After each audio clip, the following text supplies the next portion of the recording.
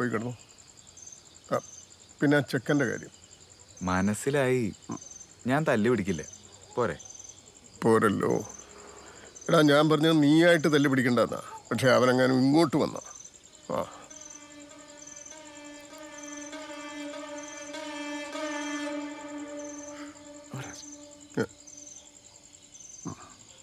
ഇത് നിന്റെ ലൈഫിലെ ആദ്യത്തെയും അവസാനത്തെയും പഫായിരിക്കും.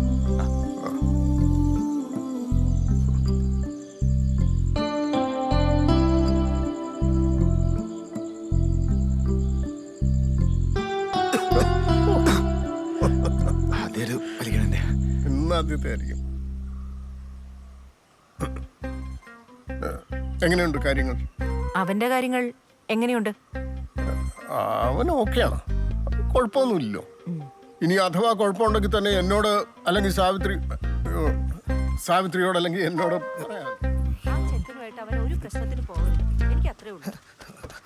എന്തായി ഒരിഞ്ഞ പോരാട്ടം. ആന്റി മുട്ട അറ്റാക്ക്, അങ്കിൾ കട്ട ഡിഫൻസ്. ഡിഫൻസ് വീഴും. എവിടെ പോന്ന? അവിടെ അങ്ങനെ വലിച്ചു കീറുന്നതിന് മുമ്പ് പോ. നിങ്ങൾ എന്താ അവരോട് സംസാരിച്ചത്? ഞാൻ അതിൻ്റെതായ രീതി പറഞ്ഞ് സോൾവ് ചെയ്തിട്ടുണ്ട്. അപ്പോ ആ കോളേജ് മാറുന്നതിനെ കുറിച്ചൊന്നും പറഞ്ഞില്ല? കോളേജ് മാറുന്നു. എടാ ഇക്കാര് ശരിക്കും ആർമിക്കാരനാണ്. ചിലപ്പോ നേവിയിലായിരിക്കും, അതായിരിക്കും തൊഴിയുന്നത്. മാറണം. കയ്യിൽ നിന്ന് പോയിക്കൊണ്ടിരിക്കുക. ഇപ്പൊ തരും. എല്ലാ തവണത്തെയും പോലെ അവന് കേൾക്കേണ്ട കാര്യങ്ങൾ മാത്രം പറഞ്ഞിട്ടിങ്ങ് പോന്നു. നിങ്ങളുടെ ഈ ഒരൊറ്റ സ്വഭാവം കൊണ്ടാ അവൻ എന്നെ വിലയില്ലാത്തതും നിങ്ങൾ അവന്റെ ഹീമാനായതും. ഇനി അവൻ കാണിച്ചു കൂട്ടാൻ പോകുന്ന അക്രമങ്ങളെ കുറിച്ച് നിങ്ങൾക്ക് വല്ല ധാരണയുണ്ടോ? ഇതിനും മാത്രം എന്തക്രമമാണോ നീ ചെയ്തേ? എടാ ട്രെയിന് സമയമായി പോണ്ടേ? കുറച്ചും കൂടി നിന്ന് ഇവന്റെ കംപ്ലീറ്റ് ഉളത്തരങ്ങളും അറിയാൻ പറ്റും. പോയി വണ്ടി സ്റ്റാർട്ടാക്കി സൂച കണ്ടുപിടിച്ച് വണ്ടിയതല്ലേ. പോങ്ങോട്ട് പോടാ. അതെ, നീ അങ്ങോട്ട് ചെല്ലുന്നത് നന്നായിരിക്കും കേട്ടോ.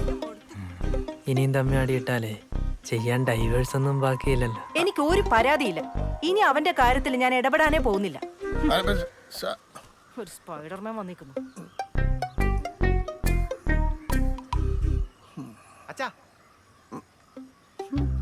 പോവാ സമയം.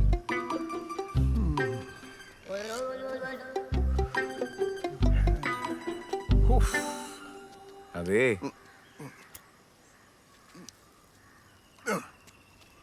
എങ്ങനെ ഉണ്ടായിരുന്നു വൈവ? മുതിർന്നവരോട് കുറച്ച് മര്യാദയ്ക്ക് സംസാരിക്കണം കേട്ടോ. ലൈസൻസ് കിട്ടി എന്നാലും ഇതുകൊണ്ട് സ്റ്റാർട്ട് ചെയ്യുന്നു. അങ്ങാരോട് പുള്ളി കുറെ ഓടിച്ചിട്ടുണ്ടോ? എയറൊക്കെ പോയല്ലോ.